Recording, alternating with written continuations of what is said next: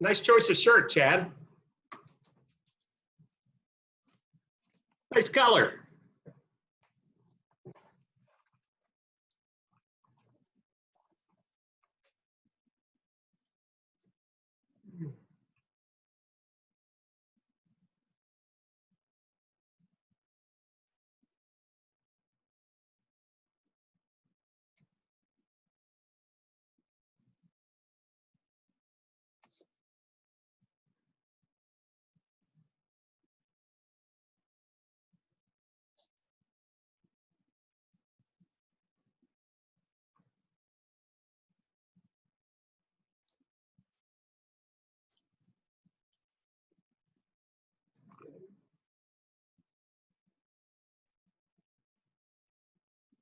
Dr. Marzak.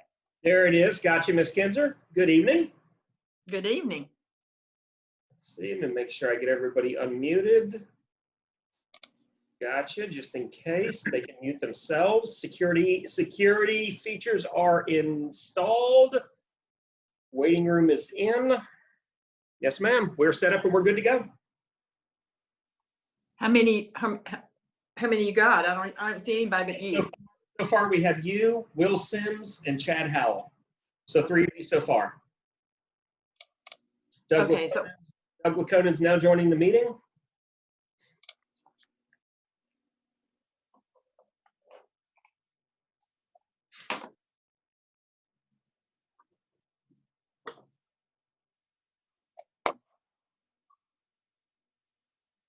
Betty, you probably have your set to speaker view, and if that's the case, you only see who's talking. What do I do? I think you have to swipe down from the top. Like right now, you should see something from the top. Swipe down for options. It should say speaker view, and you want gallery view. I see, all I see. Do I need to enlarge this maybe? Let me see. Now, how's that? Do you see a whole bunch of tiles? I see at the bottom, I can see 4 tiles. I don't see me. I see you, Chris, Chad, and Will. Okay. And scrolling across, I can see Chris. I see Tommy, Pointer family. I don't know, Parkhurst. But how is there a way that I can see everybody? I think with iOS, what I think I sent you, I'm not sure if it's 4 limited with the iOS. I think with a Mac and a PC, you can see everybody, but I was trying to read through that. I'm not sure. I know it. I saw that. And I saw that other way that you could show what hands were up or anything. So we'll talk about that, how, who Chris is the host, sees everybody on the screen, correct? Yes, ma'am. All right. So I need somebody to prompt me when somebody wants to speak. I don't want to leave anybody out. I can keep scrolling across and everything, but I don't want to, I want, and I can't, if they put their hands up, I cannot see that.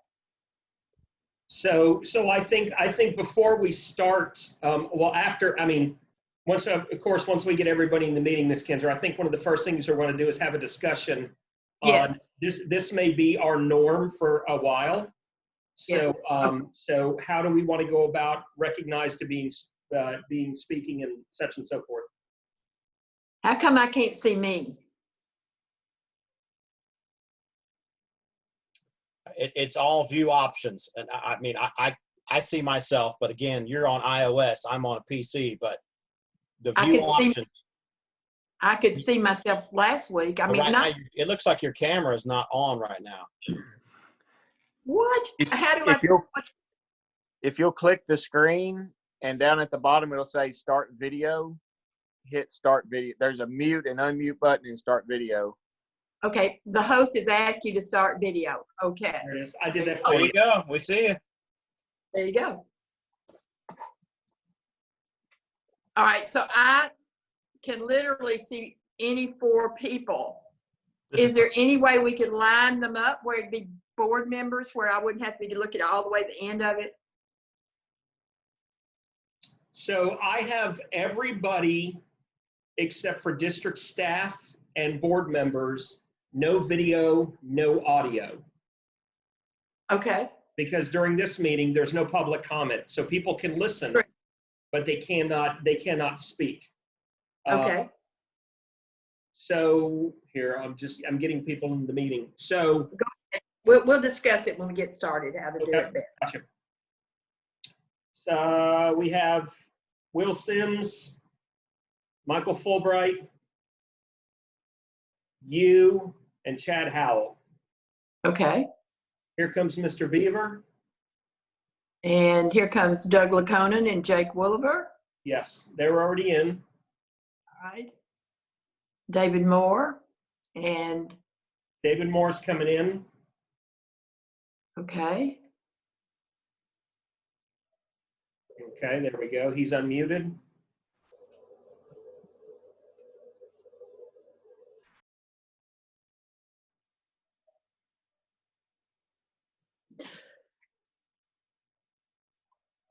Okay.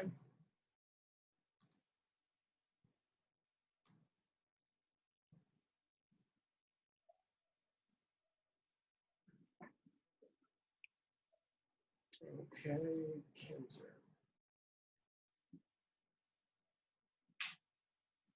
Kinzer, Howell, Moore, Beaver, Sims.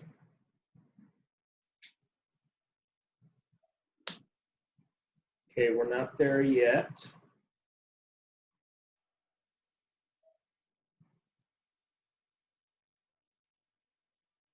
Two,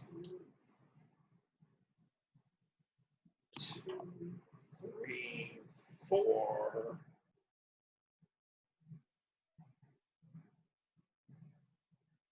5. We only have 5 board members so far.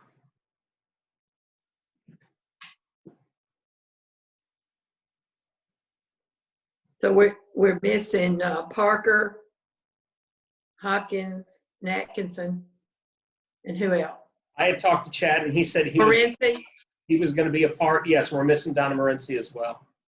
Yeah. I need to call. Be on the meeting tonight. Now, if they have their device named something other, I have a device named iPad. Here comes Miss Parker. Okay, And a device named Samsung Galaxy S8. If those are board members, then I don't know it. Miss Parker makes 6 though. Gotcha, she's in, yes. Okay. All right, she's in the meeting. Okay, well, I certainly can call the meeting to order Yes, you and can. what? Yes, ma'am, you can. The meeting, you have said. Welcome, board members. I guess we need roll call, although we kind of already called it. So I know that Ms. Parker is there, Ms. Kinzer's there, Mr. Fulbright, Mr. Moore, Mr. Sims, Mr. Beaver, and Mr. Howell are present. And let us know if someone else comes on. Yes, ma'am. I think there are a couple of things. First of all, Dr. Marzak and Dr. Woodard, I had a request from a board member that we have just a discussion about right sizing. I know we talked about putting that on the agenda. There's no attachment. We just like to know where it is, and I'll put that at the end of the new business, just to see where we are. A couple of board members had asked about that. Now, board members and Dr. Marzak, let's talk about how I cannot miss anybody that wants to speak, as apparently I did the other night, and I apologize for that, but there's just no way that I can see everybody. So Dr. Marzak is looking at the full screen. He will tell me when a hand is up. He will tell me in the order in which they are up. And so if you would just indicate like we do, put your hand up, not a light, then you will be called on in order. If it doesn't come in order as it should, then speak up and say, Chair Kinzer, this is Mr. Moore, I want to speak, and I will hear you and I'll know to do it. Is there any concerns or questions about that? Okay, then first order of business is use of facilities not one finance. That's you, Mr. Laconin. We've got a lot of stuff on finance, so. Yep, I'm going to go ahead Budget amendments first. yeah, I'm going to hand it off to Shifra to go ahead and if you guys have any questions, she's prepared to answer on the budget amendments. Okay, give everybody a chance to look again. Any of y'all have any questions about the budget amendments that are listed?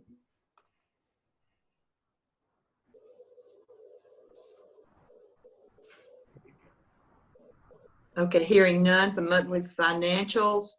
They didn't look too bad, did they, Doug? What do you have any comments about it?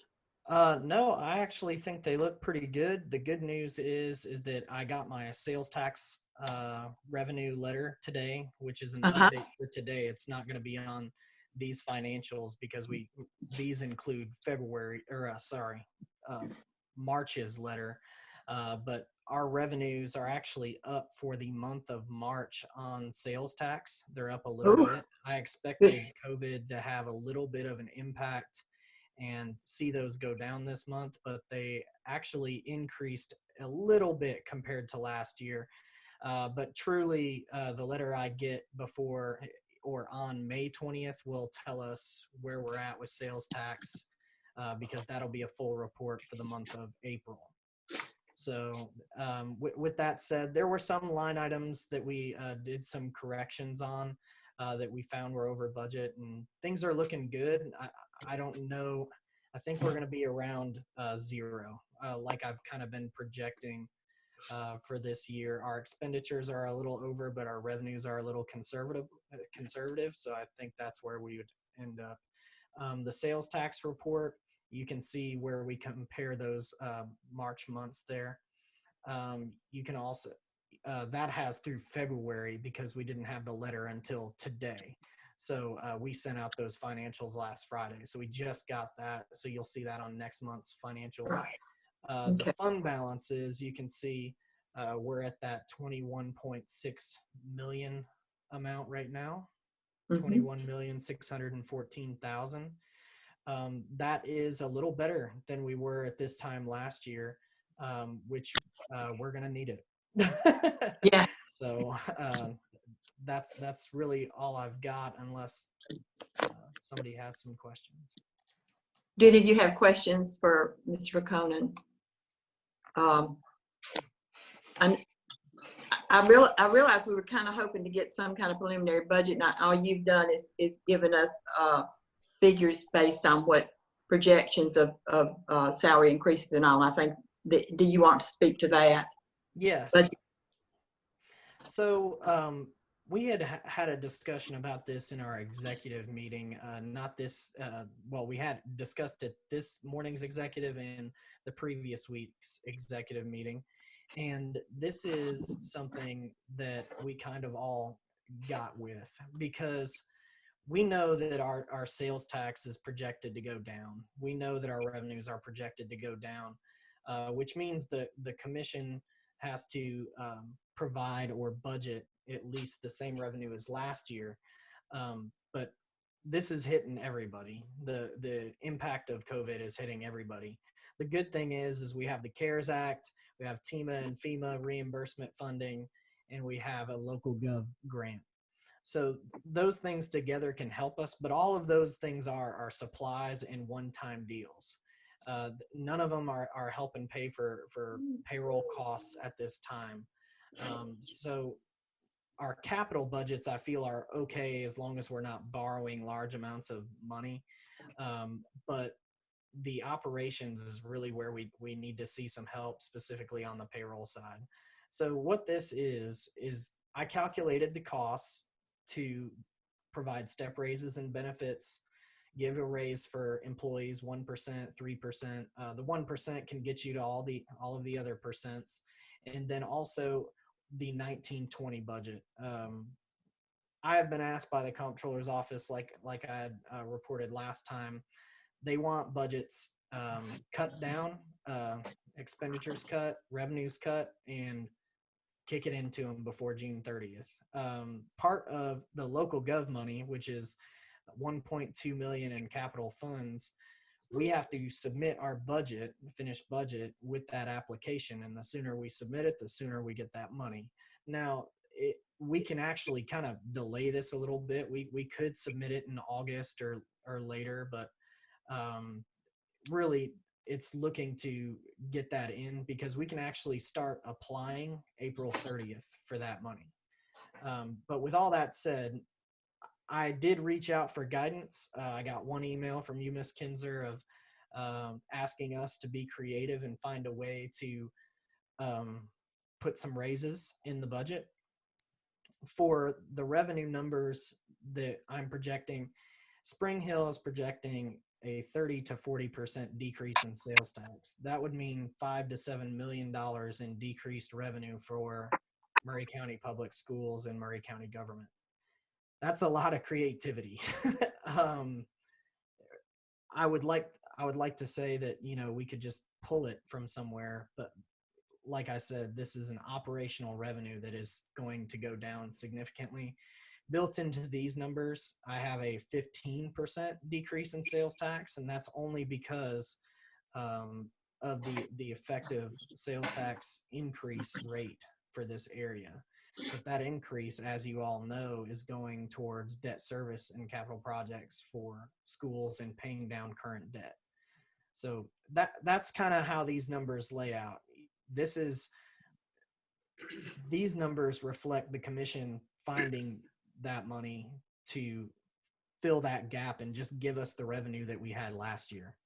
All right. So that, I think that these proposals, I mean, I hate to say it, but the reality is our revenues are not going to exceed last year's without help from the county government or the state government. And this is what I think would be conservative. Also, like I said, we're trending better in our fund balance numbers, which is great, especially compared to last year. Something that scares me is that in October 2019, which is October is usually the lowest month, that's when we're close to rock bottom. We only had $236,000 sitting in the bank at the end of October. We were able to not do a tax anticipation note, which is great because we had to do it the previous year, but we have made up some ground. We never want to be that low. A payroll is $2.5 million, and we had $236,000 at the end of the month after running payroll. So, you know, we were cutting it close, but we made it and it looked good. But with revenues projecting to go down $2.5 million just for sales tax, the good thing is BEP is untouched. BEP is actually increasing $327,000, and it may increase Can more. I ask a question about that? Can I ask a question about BEP? Sure. Looking at BEP and this year's, I don't have a dog. That's Nathan. He's got it. Okay, Okay. listen, and Chris, while I've got you, Natasha is trying to get on. I sent her the number of the meeting, but she says something about passwords. I don't know if you have her, if you can text her or whatever. I can. Thank you. Okay, all right. Just looking at last year and understand because we're supposedly a wealthy county that it's decreasing every year, that percentage that we get. I still don't see how it's that little when we had 15 extra positions that it paid for. It went up to 841, didn't it? And then we're going to have more positions in this next one. So I was really looking at over 500, maybe 550,000. Are we checking those figures, or are we going to appeal them or anything? So go ahead, Chris. Yes, so we have Jennifer Morgan currently working on our numbers. As of January, the state was only showing us having 12 additional kids when we know we have about 150 to 200 additional students. So Jennifer Morgan is double checking those numbers. Apparently EduPoint Synergy was not counting our AB block with our students at some of our schools. So she has worked with EduPoint. It's not only us, it's impacting other districts in the state of Tennessee that have EduPoint. She's getting those numbers synced up and worked up over the next day or two. And she will have an updated number for us soon, to which we could appeal to Mary Ann Dursky. That will update our ADM for 2021. It will also increase our growth funds that we should be getting as of June 30th. So I'll keep you and the board updated with those figures when they come in. So that would be extra revenue that we can't count on now, but might have. Yes. And I don't, you know, I don't see us coming up with a budget we can send until we know all of that either. So I understand things have changed and things are different and all, and I regret that, of course, but I want us to be able to look at the total picture too. Well, Any board final BEP estimate in, we'll get our July estimate. That should be our largest number. And I can communicate that with the comptroller's office and see what they say. Also, I understand that things have changed on the state level as well, but the legislature hasn't made any change in decision as far as what they were going to address in teacher raises. Well, so there's just a whole lot of unknowns and unanswered questions, I think, about revenue and costs and all. So I do understand that there will not be any more money coming from the commission. I totally understand that. But I'm hoping if we do find some extra revenue, we can somehow help our employees. But any other comments from any board members?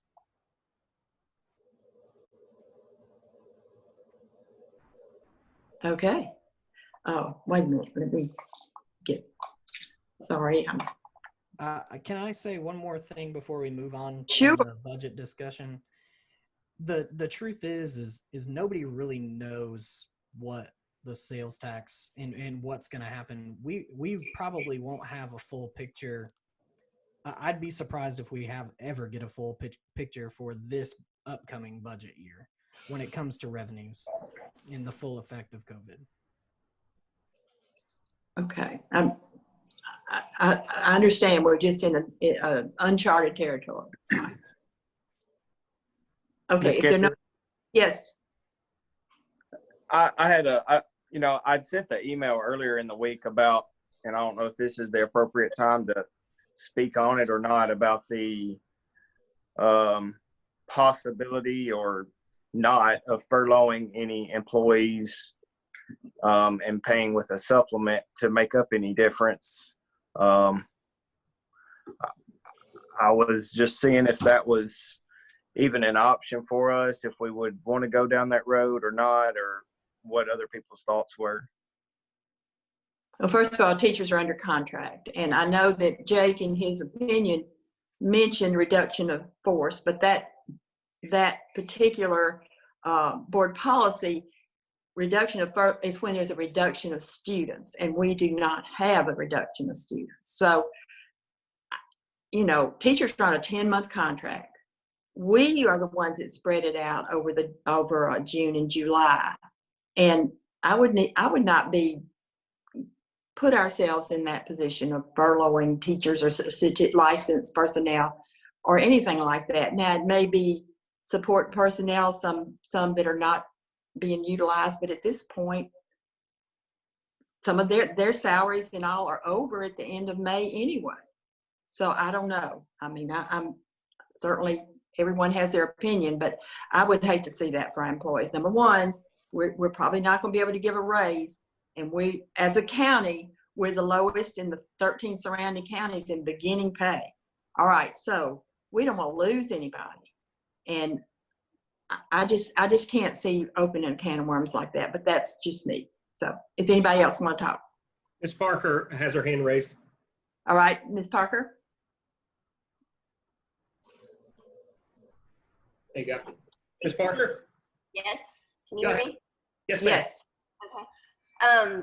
We talked about increasing revenue from the state, whatnot. What's being done on the expense side to look at how we can cut there? Because it's a two-way. I can respond to that. I sent an email out earlier this month asking departments to look at their budgets and see if they can cut. And the executive team has been working on that, and they said that they would have a cut budget to me by August, or sorry, I always swap August and April 24th. So I expect to get some of those numbers, and it would be nice, I think, to have a work session next Monday and we can review expenditure budgets as planned and maybe get some balls rolling. So Will the information that they send you, will it include what's part of that reduction? Because I know just having the line items for people doesn't necessarily tell us what I mean, I don't know y'all's budget as well as, I probably should, but there's so many different line items and things that are included in different things. It just would be helpful if there are going to be cuts for there to be some kind of explanation as to, just like last year where there was an increase in certain certain hourly workers rates that kind of got put into the budget, that maybe that was mentioned at one point and then nothing else was said about it for a long time. And it would be helpful to know what exactly is included in the cuts. So we have the original budget submission for almost all of the department heads. And when they submit their cuts, they usually put in notes, or at least some of them do, to show, hey, we brought this down because of this, and we could do without this. We don't want to do without this, but we got rid of it because there's some other things in the budget that were more important. And so I can have the original as a column that was originally submitted, and then the reduced budget as another column if the school board would like that.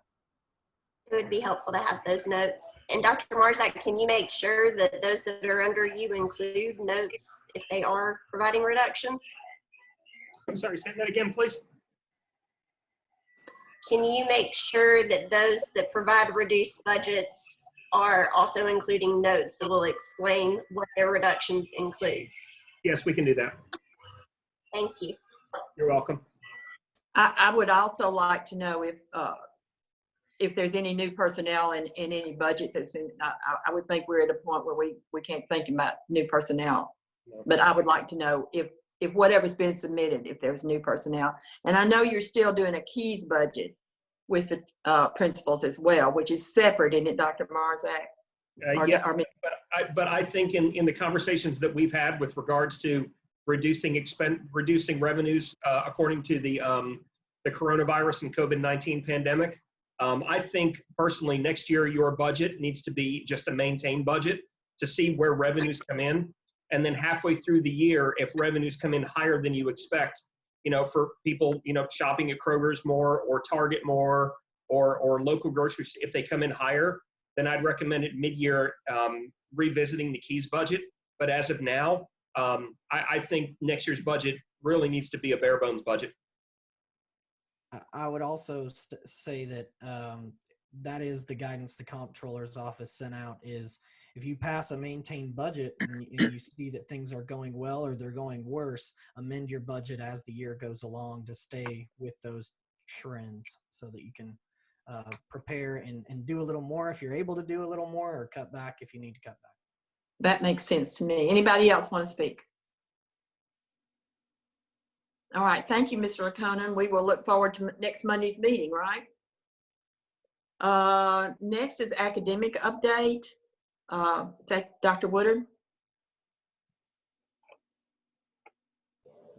Let's see here. We may need to come back. I don't see him in the meeting. I'll make sure that everything's okay. Yes. Yeah, he is. I saw him a Oh, there minute he ago. is. He's There. muted. He's muted. I get him. And There. and Ms. Hopkins and Mr. Atkinson and Ms. Hopkins are on as well. So thank you. And I made sure their attendance was correct. Yes, ma'am. Thank you. Hey, everybody. Hope everybody's doing well. I want to provide you guys with a couple of brief academic updates. First things first, later tonight, there will be an update from Ms. Willie and a few others from my staff regarding where we are with ELA, the textbook adoption for the spring. We finally got that process completed. Kindergarten registration is going real well. We've had several applications come in, and we're using an online format for registration for now. And then on May 20th, pending everything, pending the stay-in-place shelters lifted, we're going to be doing a second round of in-person registrations at the local school sites as well. With regard to teacher evaluations, the state has suspended teacher evaluations for the year, so there'll be no teacher or principal evaluations recorded this year. So those will pick back up in the fall. Textbook orders are in place, so we'll have the Algebra 1 and Algebra 2 books ready for the iReady component and Ready Math. That has been ordered as well. And all we're waiting on is the ELA purchase that we're looking to bring to you all at the next chance at the budget meeting. With regard to ACT, we're going to use the fall senior retake date for juniors. Juniors this year missed the ACT due to COVID-19. Actually, the day that the governor called out was the 16th, and the ACT was scheduled for the 17th. So they missed their date, and they're going to make that date up on October 15th, the senior retake day. And so if we choose to take it before that, then we would have to incur the cost of the district. And if we wait until the fall, the state will pay for that. So we're going to wait for the fall and allow the state funds to pick up the cost for the ACT. Proms have been moved to June 27th. So all district proms will be on June 27th. Again, that's pending where we are with COVID-19 concerns, et cetera. Master schedules are a huge deal right now. We're working with master schedules in all schools, making sure that all students have been registered and rolled over for the 2021 school year. And counselors are rapidly working to get those finished. So at the high school level, all those course requests have been completed and entered into EduPoint, and we're solid. And then, of course, now we're just looking at making course corrections and other types of adjustments for advanced placement, honors courses, dual enrollment, or dual credit kinds of courses. Graduation's coming up. So graduation, we do have a date for that now. Graduation is on June 29th. And so all district graduations will be on that day. Right now, 85% of our seniors are scheduled to be on time. We do have some seniors who are still working to make up credits and complete courses. As you all may know, the State Board of Education voted on April the 9th to change the graduation requirements. They lowered it from 22 down to 20. Every graduating senior must now have a total of 4 math credits, 4 English credits, 3 science credits, 2 social studies credits, and then it's a combination of the other 7 credits, which will consist of CTE courses, phys ed, and other types of credits to give you the full 20 credits. And so 85% of our seniors at this point are fully done and can walk now if we had graduation now. And again, about 15% are still working in credit recovery and making up credits as we speak, and those students are working. With regard to transcripts, based upon what the State Board of Education said, we're going to have to award the full quarter 4 in quarter 3. So on the transcript, it will say quarter 3 1.0 as opposed to saying quarter 3.5. So we'll be awarding the full credit for quarter 3, which is a combination of 3 and 4, as in accordance with the State Board of Education guidelines for all high school students. So transcripts will be finalized for all seniors, because we have many seniors who will be going on to college, et cetera, and those will be finalized and ready to send out for college purposes July 10th. So that's going on now. With regard to bookkeepers, our school audits are on time, as they should be. We had a couple of visits that we had to reschedule due to COVID-19. And so those school audits will occur like they should. Any visits will be made up. And again, the last day for purchasing in all schools will be on May 15th. And so we're solid with regard to that. The other piece that has been a challenge for us, we've been extremely busy with trying to put together a plan to get personal belongings back to students. Many students, the way that we left, have personal belongings still at the schools. We have lockers full of books and shoes and backpacks and all types of personal belongings. So we're going to have grab and go days. And right now that date is set for May 15th. It's going to be grab and go. Parents will drive in, and then of course they will turn in items that belong to the school. Many parents and students still have instruments or textbooks or library books or other things that they owe to the school property that we have to obtain. And then we have to give them their property. I reached out to Target last Friday, and I asked Target would they partner with us on this initiative. And they have given me a temporary agreement to provide bags for students so we can pack up their belongings for them. So hopefully they can do it. You know, we've asked for 13,000 bags, so they're just trying to see if they can fulfill that order. But they have given me kind of a preliminary yes that they will partner with us on this initiative. So more on that at a later date. And so we're going to do this from 10 a.m. to 6 p.m. so that we give parents time to get in there for parents who have to work. So it's going from 10 to 6 p.m. on that Friday. With regard to the end of the year, we're hoping to bring teachers back for a week in May. May the 11th through the 15th to do an end of year checklist, to grab personal items, and to do academic records and finalize grades and verifications and all those kinds of things. And then that should be it for the end of the year with regard to their responsibilities and duties.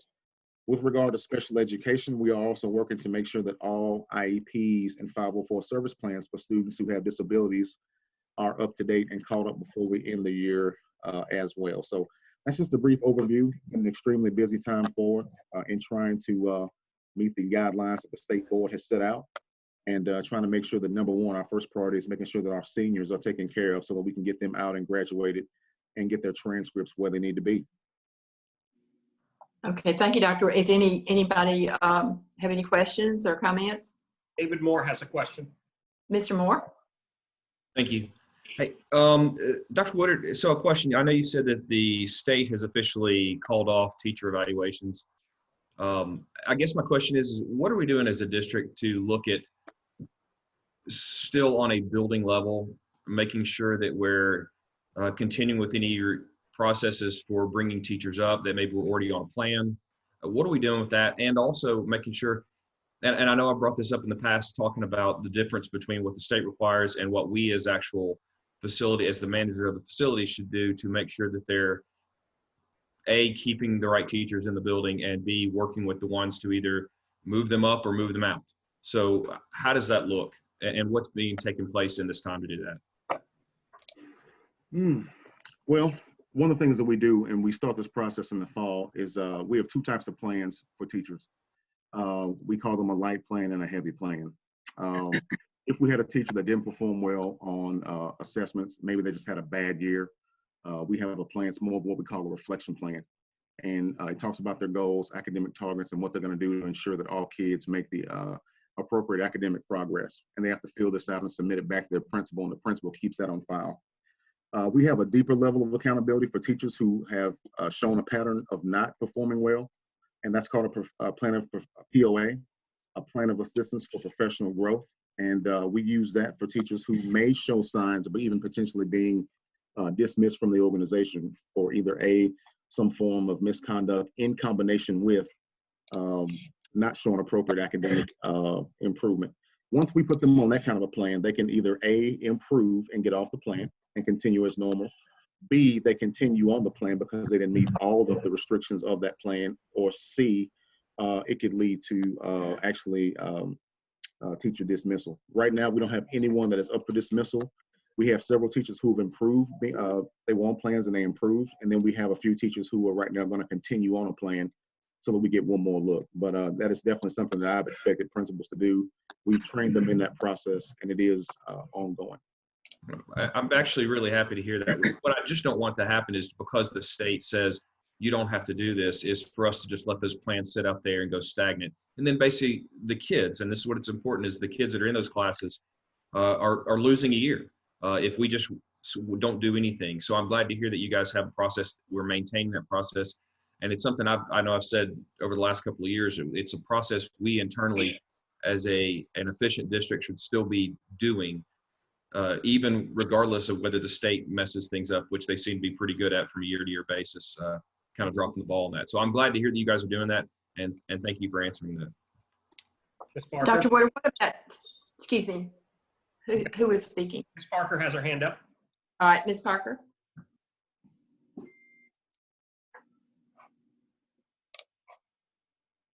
Ms. Parker? Mute. I'm unmuting her. Unmute. I got it. There she goes. I know that, Dr. Woodard, that you talked a lot about the focus on getting things ready for the seniors, and I certainly understand that. But I am curious what the plan is for other grades. I know the packets that just went out, I think those were K through 8. Is there anything planned for high schoolers? At the time, we didn't know the governor was going to completely call it. So we were going to take 1 week and then get information out for K-8. And then we were thinking we would get something out for high school. Most of the information for high school was online. And the tricky part about high school is that all the courses are very individual. They have so many different individual teachers and individual courses. So it's really tricky to put one thing together for them as a district. So it was a little bit tricky. But to answer the first part of your question, we do have a full academic closure plan that we're beginning to finalize now. It is very, very lengthy. It is very extensive. And I met with principals today to go over the academic closure plan. And it includes everything, just about everything, every scenario you could think of. We have students who have taken maybe the A portion of the course, but they need the B portion. And since we called off school, then they can't get that credit. So what do we do for them? So we have a lot of different scenarios like that where kids are caught up in the chaos of COVID-19, and it's not fair to them. And so we're trying to make sure that we have everything in place. Another thing that we're doing is when you look at the elementary grades, we had to figure out how we're going to configure a yearly grade for those kids since we stopped school. So in grades K-8, we're going to offer, we are going to send a report card home, and then we're going to configure an average. We're going to weight the each quarter 33 1/3% for quarters 1, 2, and 3, averages those 3 up, and then all kids will get a yearly grade in K-8. And then of course with high schools, since the state board said award the credit for quarter 4 and quarter 3, then the high schools will have a report card that shows quarters 1, 2, and 3, and then on the transcript it will show where we awarded the credits for quarter 3. And so that's what we're going to do. So report cards will go out. We're tentatively planning to send report cards out on May 15th. And what we want to happen is for parents to come in and return their items to the school, and for us to give them their children's personal belongings back, along with a report card which shows the yearly grade. In addition to that, we just have some other things that we have to clean up in order to wrap up this school year and begin opening up a new school year. And so I have outlined expectations for principals, expectations for all of our 12-month employees, expectations for central office, and also expectations for school counselors with regard to what they need to do in order to close out this year.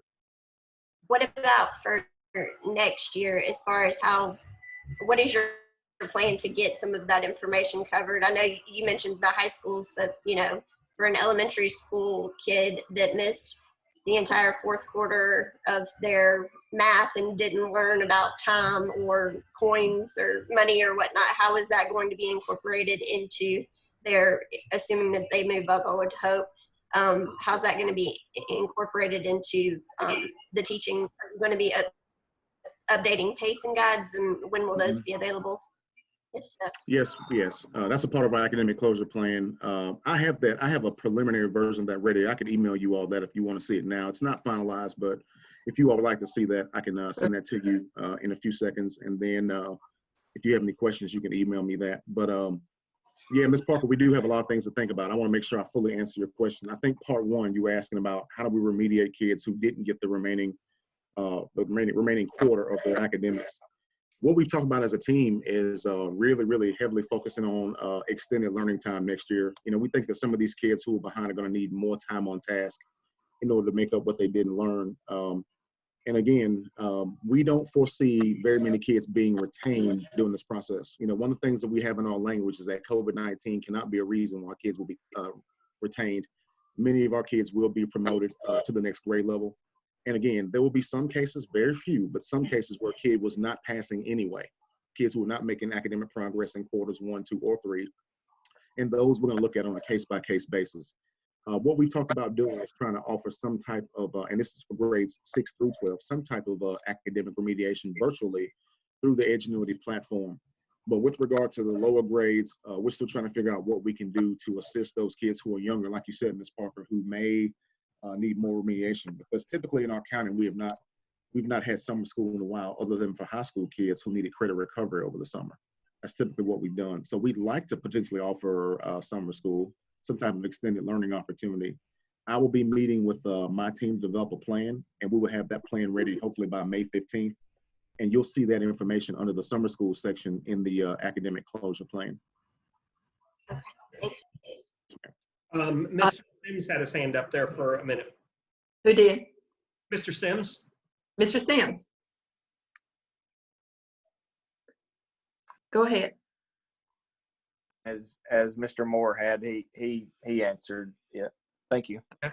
I have a question. Mr. Moore has his hand up. Okay, Mr. Moore. Mr. Moore. Yeah, so I mean, I guess this kind of gets off into a tangent of this. Dr. Woodard, I know you mentioned summer school. I guess my thoughts on it, because I've tried to put a lot of thought into this. I've got a second question into this one. So my thoughts had been along the lines of something more like the temporary RTI positions we had added in the past, and using that as a vehicle to, at the beginning of next school year, rather than the summer school, maybe using that as a process to pick up these kids that we're identifying that have deficiencies and really target those deficiencies on a student by student basis. And I know that kind of covers a lot of grades. And my assumption is that there's going to be some money coming from the federal government in relation to this missed time and this missed educational experience. And in my opinion, that would be the direction I'd like us to look at, is to really target a laser focus on hitting these students that we can identify within the first couple of weeks of the next school year that have deficiencies. And I think that gets to Ms. Parker's point about some of the elementary kids, goes all the way up to high school as far as I'm concerned. Finding out what we missed and really using those resources that, again, I'm assuming that we're going to get, using those resources to target, approach those kids and really make sure we're hitting specifically what they need. That's kind of my thoughts on it. I guess I'll leave it at that. That's good enough. I have a question. Dr. Wood, what about tenure? Are we going to award tenure this year? Yes, we will be awarding tenure. Tenure will be awarded based on the previous, what was the law? I'm going to ask Lisa Ventura to help me on this. We discussed this today. I think it's based on the previous, it has to be based on 2 previous years, because we can't count 1 year, I think. We can't penalize them. We can't penalize them for this. Okay, right. Go ahead, Lisa, chime in. Yes, the way the state board and the Department of Education is wording it is that we can apply for a waiver based on the previous 2 years 4s and 5s for evaluation scores for teachers. Okay. So teachers cannot be penalized for this. if the Okay, so district chooses. those that are eligible will still be able to get their tenure this year. Yes, that's correct. Mhm. Okay. If I could mention something on that, if you don't mind. I Mr. say this every time we talk about this, and I appreciate that these are teachers that are looking for their positions. We cannot forget the most important thing here is the kids. And we should not be granting tenure to a teacher that is doing a disservice for our kids in this county. I just want to throw that out there again. I know that seems to get overlooked. We spend a lot of time talking about what the teachers' rights are and what's going on there, but the kids are what's first here. You got to remember that. I agree. I agree. Anyone else? All right. Thank you, Dr. Woodard. Next on the agenda is the giveaway between the Fifth Sunday Fellowship Church and Murray County Public Schools. This is the same thing actually we did last year, is it? Yes, Okay. ma'am, that's correct. Okay. And so you just want a renewal of it? Yes, ma'am. Minister Demetrius Nelson, he came and spoke with you all last year about the opportunity to use the Murray County name, Murray County Schools name, to host in partnership with you all a grand back to school event. And I was able to help out. It was at Central. Phenomenal day. I think we helped about 1,600 families, backpacks and Right. school supplies. It was a phenomenal day. Everything went well. They had great security measures in place, and we used the event center and the gymnasium, and everything was really, really smooth. So it was a good day, and I thought it helped a lot of people. So Mr. Nelson has asked for permission from the school board to do the same thing again. What he really wants is for this to become an annual event where he doesn't have to ask every year, but he wanted to know from you all, does he have to request permission every year, or since he had a successful event, does he have the green light just to use the name and logo every year? So I'd like to know what you all think about that and where we are on that. Board members have comments? I personally don't. Yeah, go ahead. Who is that? Me. I would say, just from a matter of function, I am not a fan of evergreen type things like this that would keep going, even though I really love the idea and I love what's taking place. Perhaps we could make sure that we get this much earlier in the year so that he has plenty of time to make sure he's planning for this. I'm okay as a board member for that. But as far as just a blanket adoption of this from here on out, I'm not comfortable. Okay. Can we put this on consent though for this board meeting? Does anybody object to that? Or do you want to put it on discussion at the board meeting? Ms. Parker has her hand up. All right, Ms. Parker. I don't have any objection to it being on consent for this agenda, but I don't, and Jake may be able to answer better, but I don't know if we could do something almost into perpetuity, because since our board potentially changes every 2 years, I would think that, we're not going to be able to have an agreement that goes past a certain period of time. So that's probably more of a question for Jake than anybody. Yeah.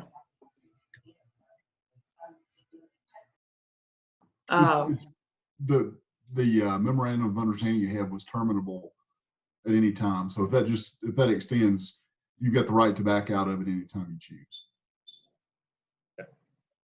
Mr. Howell has a question. Mr. Howell? Oh, hold on a second. Hold on. Okay. All right, go ahead, Mr. Howell. Nope. He's muted on his side. Hold on one second. There he goes. Hey, Mr. Howell. You can turn your volume up. We have audio.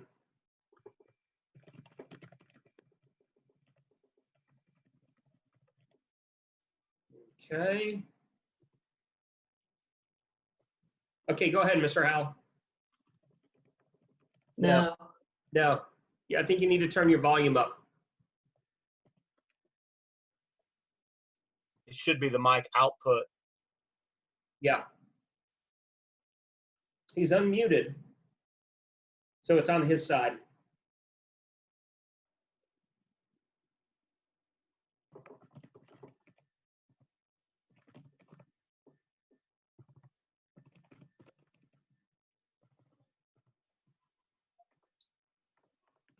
Can you hear us? Yeah. We just can't hear him. Can you adjust the volume on whatever you're using on your device? Yeah, it's on his side because I've got him unmuted and on video. So he's got both. It's on his side.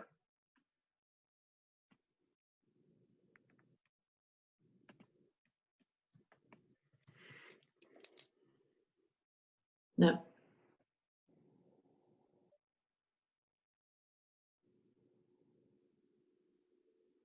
I would check what device you have picked as your microphone also. It needs to be, doesn't Tommy need to be the default audio for an iOS? Sometimes it does, sometimes it doesn't. Sometimes it depends on if he's on a What about laptop. now? There you go. There you go. Good job. Yes, There Mr. he is. Now I got to remember what I was going to say. So I do not disagree with this at all. I think we should do this. However, I do not want to put it on consent because in this it does say in here under the memorandum of understanding on here that we want to do this continually. I would rather not do it continually. I'd rather it come before the board every Year year to year. I really would. Yeah. Okay. It says that in the letter, doesn't it? Yes. Yeah. So we won't put it on consent then. So we'll put it Okay. in business. 3.2. But I mean, I think it's a good Understand. idea. I think it'll work. So. Okay. Would you Understand. like? Dr. Woodard, can they bring us an updated version? Yes. Okay, thank you. So you want one with the language that says just year to year as opposed to continually? Yes, please. Yes. Okay. That'd be great. And also, Or would just you for the like coming, right? Yeah, just the school year that it would apply. Maybe. Okay. Yeah. Would Mr. Nelson need to be present that night? No. Well, I don't know. Maybe. Nah, I mean, no. Okay. Because it would come up like next year. It would come up in a work session, and we would, if he needed to be there for the meeting, we would, make sure he needed to be there for that if we needed him, if we had questions, problems, issues, concerns. But I wouldn't have any issues with it just him not being there unless we needed him. So no. Okay. I will ask him to draft a new letter. I don't think he needs to be at the meeting, but please tell him we do appreciate the work that they're doing. And I know it was a really successful project and will be even more so. So we're all for it for sure. So But we'll let him bring the letter back to us. That's great. I'm Mr. going to move on. Yes, Mr. Beaver has a question. Mr. Beaver. Mr. Beaver, is that a clock behind you? Let me unmute him. Oh. Mr. Beaver, need to unmute yourself. There you go. Yes, There sir. you go. Okay. One of the things it says in his statement here with the giveaway, minimum cost to the schools. What is the cost to our school system?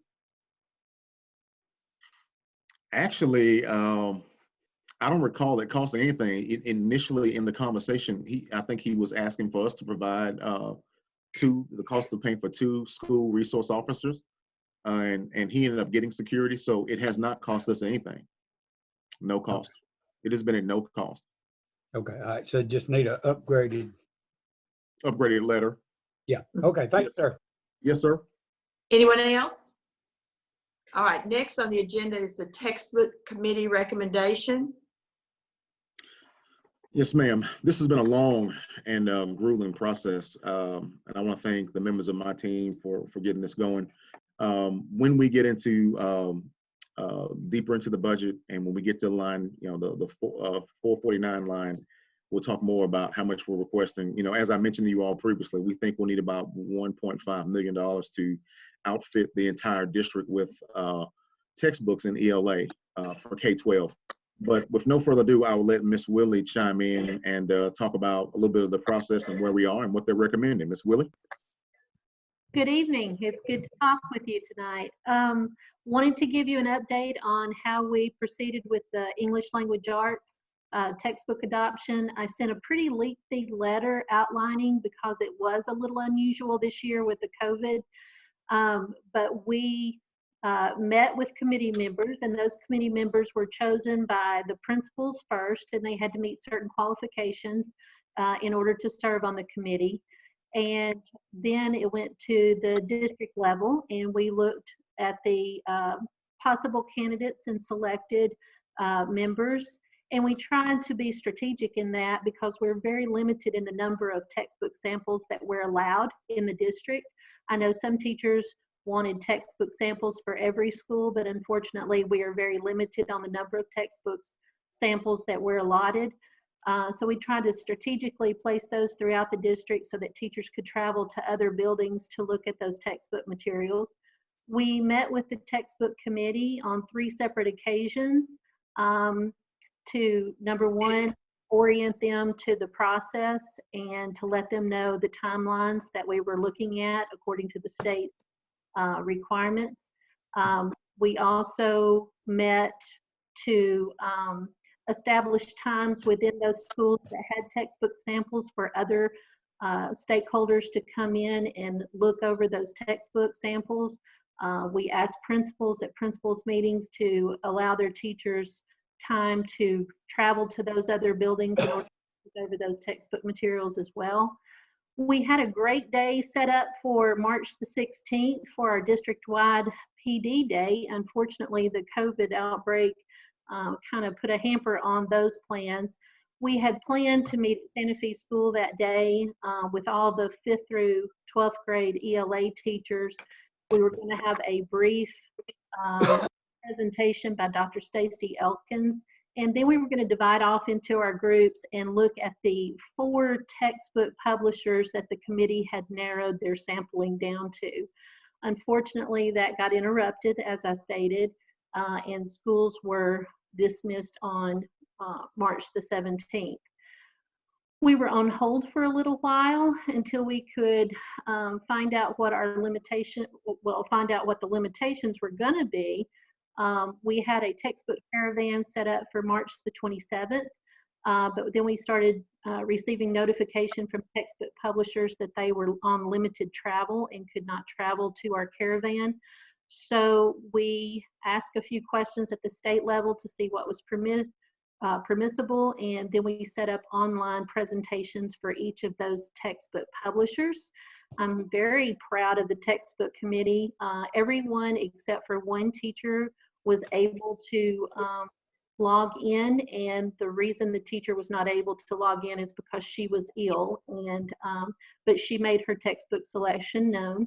So all English language arts textbook committee members, teachers that is, had say so. I will say that we did not have a lot of parent involvement, even though they were invited to all of the meetings and they were invited to participate in the textbook presentations.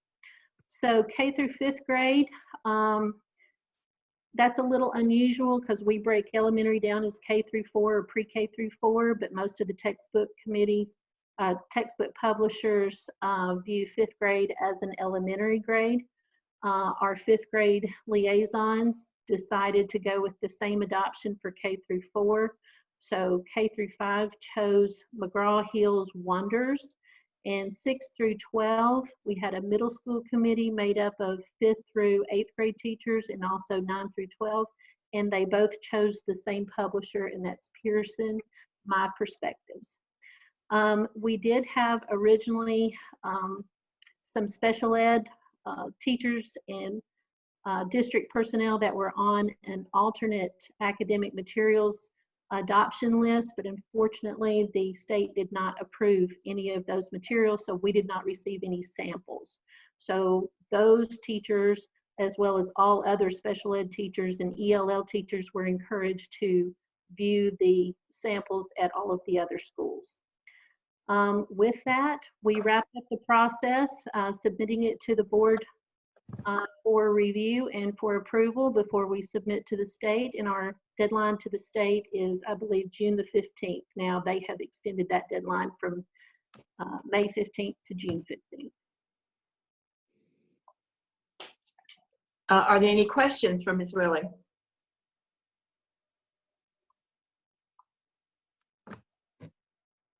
One other thing I might mention is CTE did have a couple of subjects that were under adoption this year, and there's a letter in your packet from Dr. Lori Brown stating that they will do blanket adoptions, and that's largely due to a lot of the courses that are offered at state dual credit or local dual credit, and so they choose the same textbooks as the colleges do or the TCAT schools do. Okay, still any comments or questions for Ms. Willie? So I assume we can just put this on consent. Is that all right with everyone? Agree? All right, hearing no one, I'm going to move on. Zoning and facilities. Several things there, Mr. Perriman, you're up. Yes, ma'am. Good evening, everyone. Most of the things there on the front end are just the updates that we normally give you. I did not include a straightforward update, but I want to just let you kind of know what we're doing across our departments as we're finishing out this month. Because of the Safer at Home order being extended through the end of the month, we're working modified schedules right now through maintenance and tech and through the transportation office. We are operating every day. We are full speed when the times we are, but we're limiting the hours and we're making sure that folks are working sometimes individually instead of larger groups. Our plan is, as soon as the Safer at Home order is lifted, all 12-month operation employees across our departments will come back to work. And that's what we'll be. We're going to be in summer mode, basically. We're looking at projects. We're looking at the things that we do over that course of time to make sure that we're ready for the new year. And we've got a big jump on some of the things that we thought we would be doing in the summer right now anyway. Right now, we have put new flooring throughout Woodard Elementary School and the hallways. We thought that would be a project down the road. We've already got it finished. We are about a third of the way through Whitthorne Middle School right now in the hallways.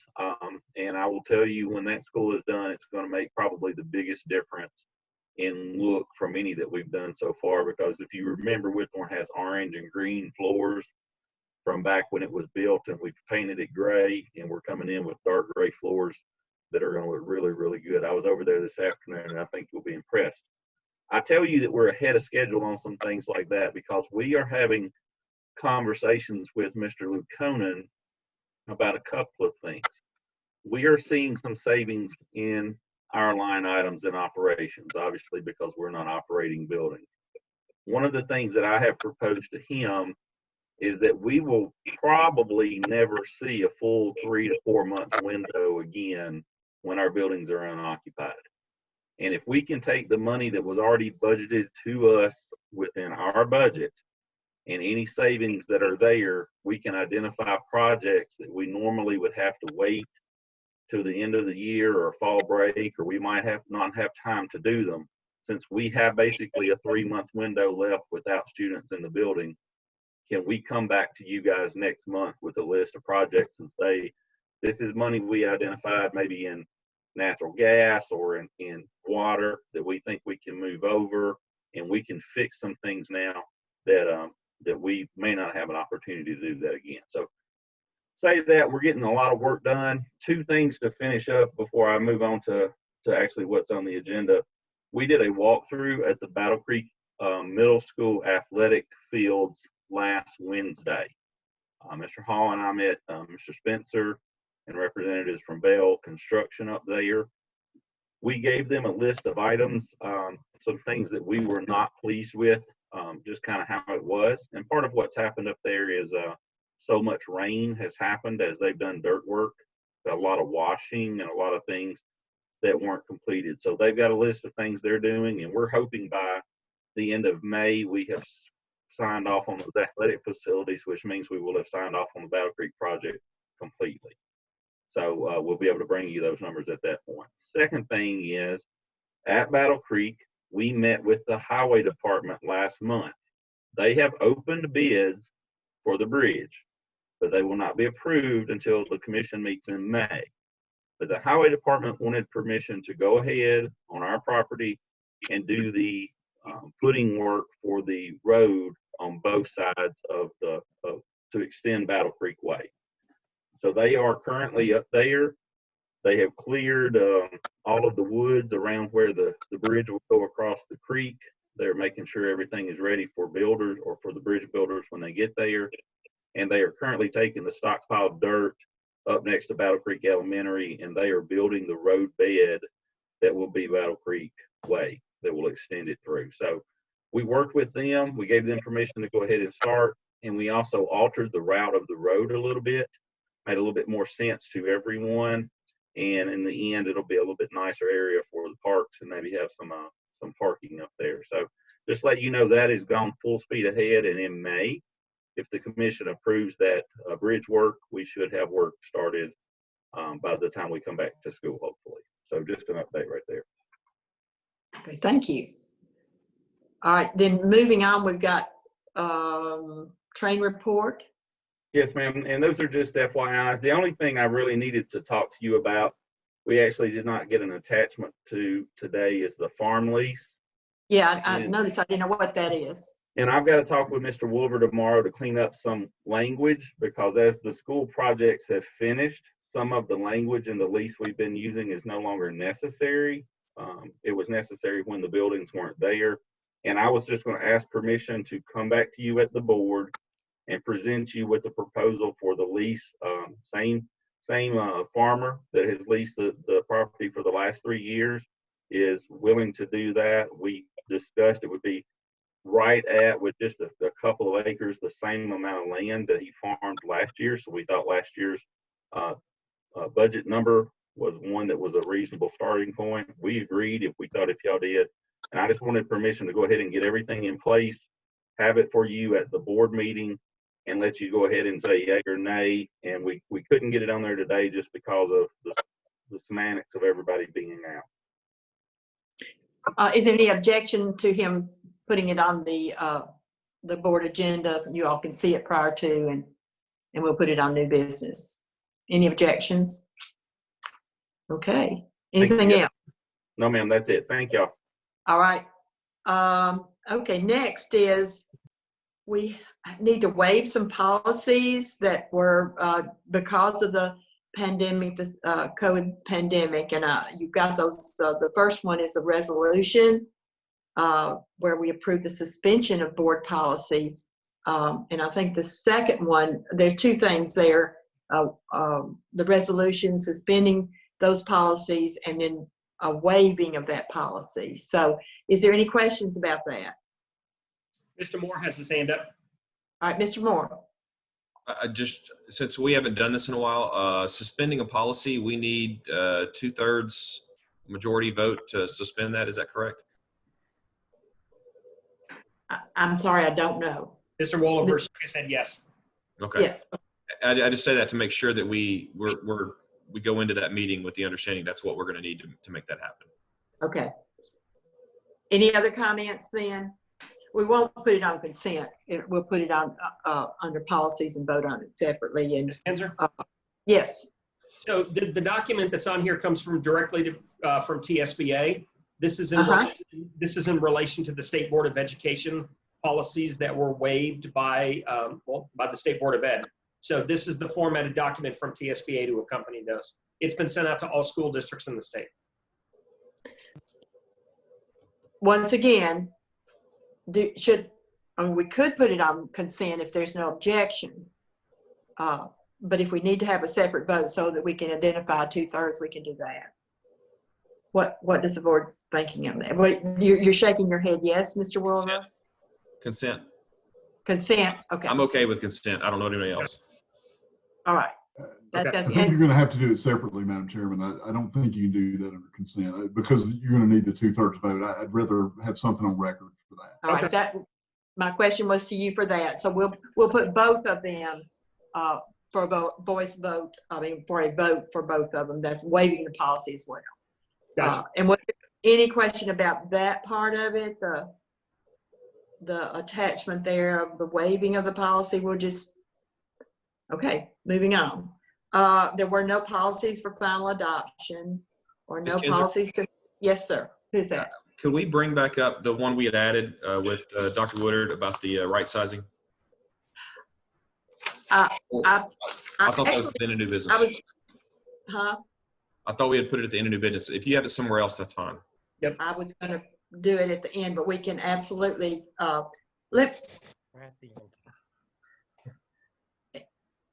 let me go back to, I really probably should have let him speak to it while he was speaking to it.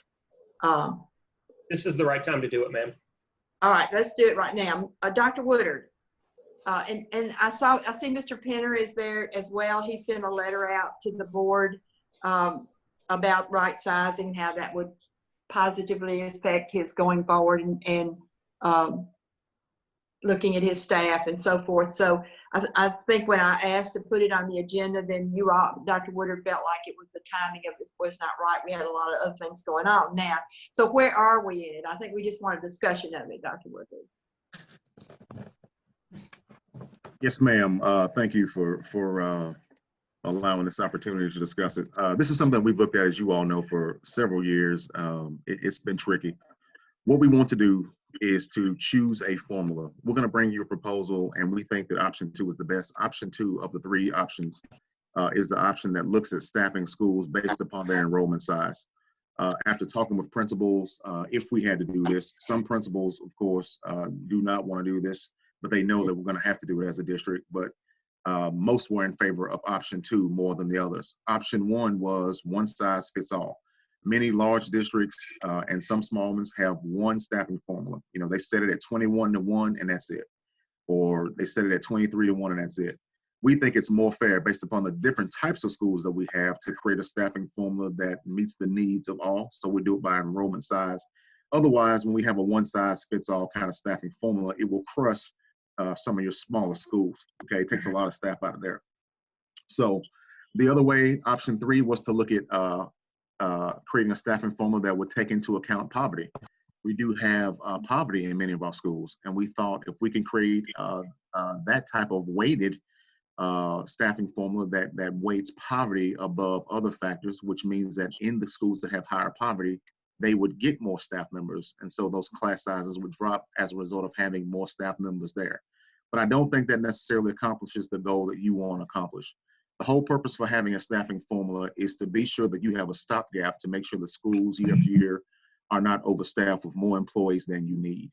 And then, of course, when you are overstaffed with more employees than you need, each year, if they get a step increase or if we give a cost of living increase, and if these employees gain advanced degrees, et cetera, we're paying more and more, and these costs continue to grow.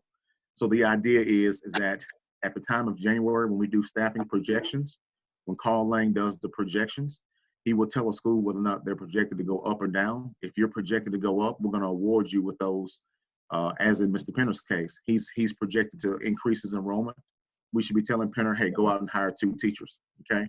If Mr. Penner was slated to be down in enrollment, we should be telling Penner to tell us which 2 teachers will come off of his role. He submits those names to HR. HR notifies the employees that they're going on a wait list. And then, of course, we try to find them employment if we can, based upon their licensure and certification. And if we can find them a place in the organization, we do. But if we do not and cannot, then they are released as a reduction in force, okay? That over time will save us funding in combination with natural attrition. And so, of course, we know with attrition, when the higher paid employees go out of the organization and we rehire with employees that are coming in at the lower end, then we're saving money over time. So this is just a smart thing to do. As I've told you all before, Murray County giveth, but Murray County must also taketh away. Every year we add employees, but we also have to look at the end of the year to see if, based on projections, we need to remove staffing from schools that will not have the same enrollment numbers. So this is a process that we have needed for a while. And like I told you all before, it's like an injection. The first time you do it, it's going to hurt. But once you have the medicine, then everyone understands what to expect. If we adopt the staffing formula, schools will be building their master schedules year after year based on the allotment that we send them, based upon the approved formula that the board has set. And so once you all choose which formula you want and you vote upon it, then we'll take care of the rest. Any questions? Yeah, when do you, when are we going to have an opportunity to vote on it? I think option 2 is certainly a really workable option. We haven't really discussed it as a board. I mean, I think we had, when it was brought a couple of work sessions back, and then we had to kind of have an abbreviated meeting and took some of that off of the agenda. And right. When are you hoping to bring this to us? There's one other thing I'd like to do. I would love to bring in a staffing expert and entertain further conversation about this with a staffing expert. You know, at this point of the year, I don't know that even if you adopt it now, that it will give you the kind of savings you're looking for. The savings that we're looking for now in terms of the budget will come from just simple attrition. But it will help you if you adopt the formula now. When we get to 21-22 school year at the end of the year, then we'll have a formula in place that will begin to give us savings as we move forward. But I would love to bring in a staffing expert, someone who has done this in a large urban district that can tell you what this looks like.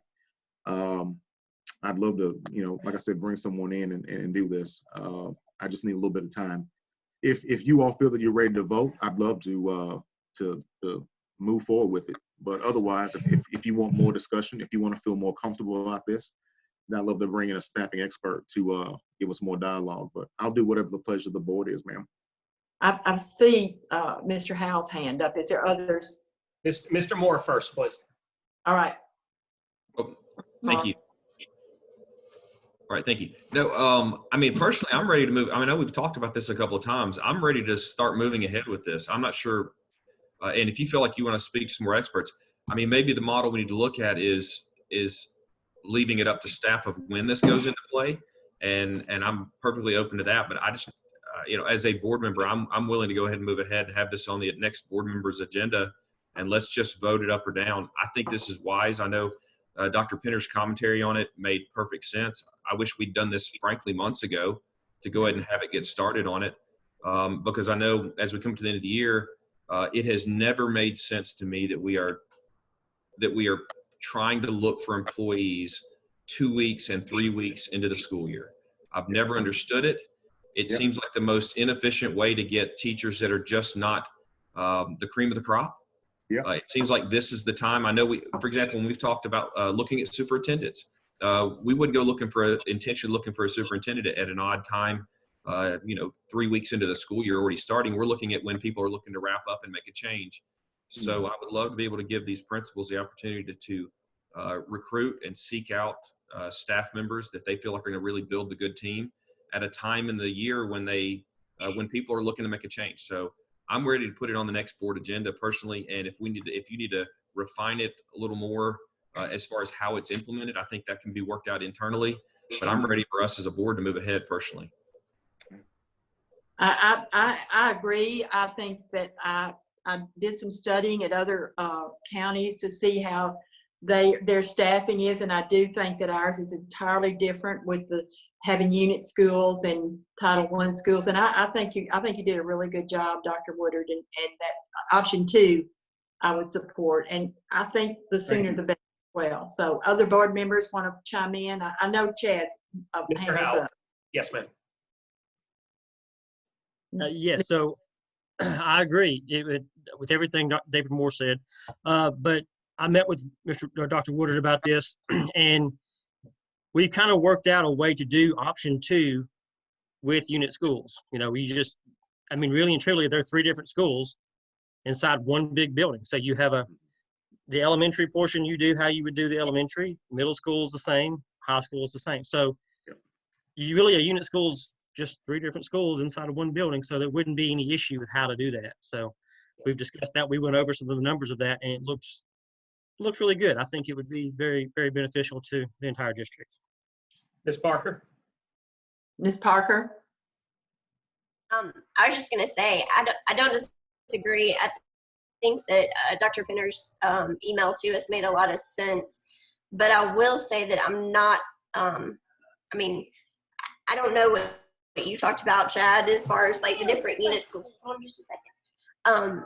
I don't know all those details, so I'd rather us have another chance to have some discussion over that, especially if it's not going to have the impact that you were thinking of from a budget standpoint.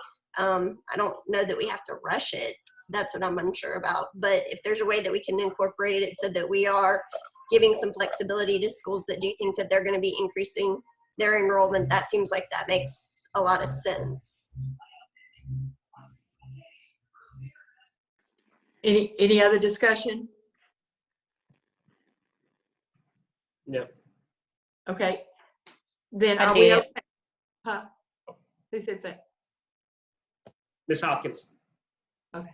Yeah, I just wanted to say that yeah, can you all hear me? Yes.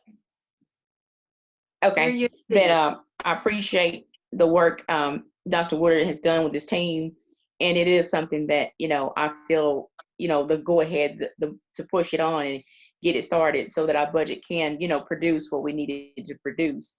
Like you said, it's just gonna hurt one time, get in there and get it done so we can start to see the best for the students, they have what they need. Like you said, trying to get the best teachers and things in place so they can really, excel after this big storm we're in, that things get back to normal and they have the good teachers in place. So I think it's a really good idea. And Dr. Woodard, if you do feel that you do need to bring in an expert, I'd be willing to hear that as well. Or if not, and we're going forward the same, either way. Yes, ma'am. Thank you. I just want to know whatever the pleasure of the board is. I think we kicked the can down the road, and I think we're at the fence. Let's go. Okay, is that all right with no objection? We'll put it on new business, so if there's any further discussion at the board meeting. If I could clarify that, what I would like to see is that option 2 as put on as a presentation as what we would potentially vote for at the next meeting. Not the choice of 1 and 2, but option 2. Correct. Just option 2, yes. Yes. I'll submit a letter. Yes. Dr. Woodard, with the things we had talked about, breaking out all the unit schools into separate schools. Got it. Yeah, okay. Yes, thank you. Got it. Okay, good. All right, thank you. Good discussion. Now, let's see, I'm ready for other business, and we've got some bids. First one is for Snap-on Tools. Any discussion about that?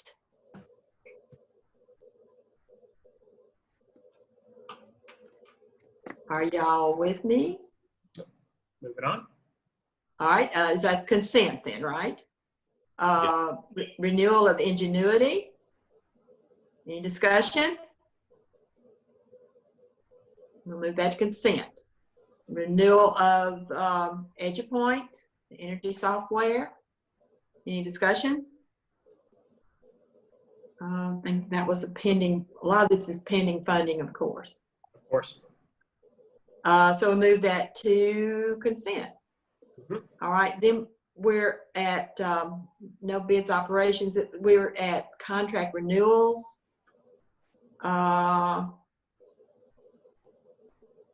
Board approval letter. Do you want Eric Fairman to speak to these, ma'am? I do. I was just fixing to say that. I was kind of looking. As I looked at them earlier, I couldn't tell if they all were in the letter or whatever. But yes, Eric, please, Mr. Fairman, please speak to them. Yes, ma'am. Those are just our current contracts that we are renewing. We do not have to bid them. They're still good. And we go ahead and get the permission to do that so that we don't have to present each one of them to you over the course of the year. You say right now we're good, and we don't take your time talking about each one of them over the course of the year. We can always pull one out if you need to. We are choosing to rebid our fuel bid, and so we pulled one out, but they're just consent items, I think. Okay, is there any discussion? So we'll put those on consent as well. The next was an update on SREB, work at Withorn and Cox. And there's an attachment there, and that's, yes. 4.2, 4.23, and 4.24. Did you want to add those to consent as well? Yes, I assumed we were. Yes. Okay. Gotcha. Thank you. 4.3 then being, and I think there's an attachment there. Yes. Dr. Woodard, is that you or? Mr. Gaines is here, and he's able to speak to those. All right. All right. Good evening. Can everybody hear me okay? Yep. Yes. Yeah, I believe the attachment will explain where we are with the ATSI schools and SREB. I'll be happy to go through the presentation if you want, or I can take questions. I will let you know that we're in the process of, since we can't do the physical training, that we are in fact, tomorrow we're going to discuss how we're going to do a virtual training, and so we're going to move forward with some of that training as best we can, and have plans to either do, if we get back to be able to do face-to-face in the summer, we will continue with the originally planned face-to-face training. If not, we will transition to a virtual type training. Mr. Moore has a. Mr. Moore? Yeah, thank you. My question actually goes back to Eric. Mr. Perryman, could you, on the contract renewals, prepare something to go for the meeting that includes any changes in those contract that either they're responsible for or we're responsible for, and B, any change in price over last year? We can. All of those actually, yes, we will. We've got two that reflect different prices. We will make sure we note those. Thank you. We made a change to two others as well. Mr. Laconan's office asked us for if we could to make contracts renew in July so that they match the new year. So we were able to shift the renewal date on two contracts, and then we have new balances on two as well. We will make sure we note those for you. Thank you. Mr. Moore, question, or Ms. Kinzer, do you want 4.2.1 to be on the regular agenda or consent agenda with added information? I'm okay with consent. What do you say, Mr. Moore? Keep it separate since we're adding information, if you don't mind. All right. Okay, gotcha. Okay, let's go back to Ms. Parker. Have a question. Ms. Parker. Yes, thank you, Mr. Gaines, for the information. Is there anything that actually shows more of a plan per se for the schools as far as the issues that were identified on? I mean, I know that there were meetings that were held with the teachers, with the students, with parents, with it was pretty extensive. I know. Is there any report that came out of that There is a could illuminate some of the issues? There is a draft report that they prepared that they worked on with the went over with the principals, and they're in the process of completing that report. And what happens is, depending on whether we can meet face to face or do it virtually, they have developed a site development workshop where they'll actually work through the issues that came up and the issues that they saw, and then develop a plan to address those issues. As we looked at it, by the time we got notified that we had the grant and with the approval process and then get it to the board, you know, we really think we kind of got started late. We really didn't start any training until actually January. So we got the curriculum instruction review, which is what you're talking about, in February, and they're actually finishing up, finalizing that report and all the data, and they will present it. So we should have that. I think there's a note I left in the last slide that he's working on that final report and should have it in by, I think, by next week. Can we have information on that? Sure. I'll be happy. Amy or Bob, the coach, they are happy to come to the board and present to you guys on what's going on, or I can forward you those complete reports once we get them. I mean, I don't know if it's necessary for them to come and present to the board, especially in this time, but I was really just curious if there's anything in there that from a, particularly as we're looking at budget or whatnot, if there's things that we need, resources and things that we need to be putting into the schools, since I think that would Okay. come in to do a plan because there's some type of issue. So I was just curious about that. Yeah, I will tell you based on the preliminary observations that both schools had, they've already made some plans based on that with their Title I budgets, because they're due in the next, they're actually due on April 10th. So they did make some changes in the way they were using some of their funding in Title I. We still have some remaining grant funds that we will, after we do the site development workshop, that we'll talk about how we will use those. Right now they're in training days and coaching days, and we may have to make some adjustments just depending on how the site development workshops go and what the schools want to do. And again, that's contingent on whether or not we can meet face to face or meet virtually. So it may take longer. Mr. Moore. I'd just like to echo what Ms. Parker said.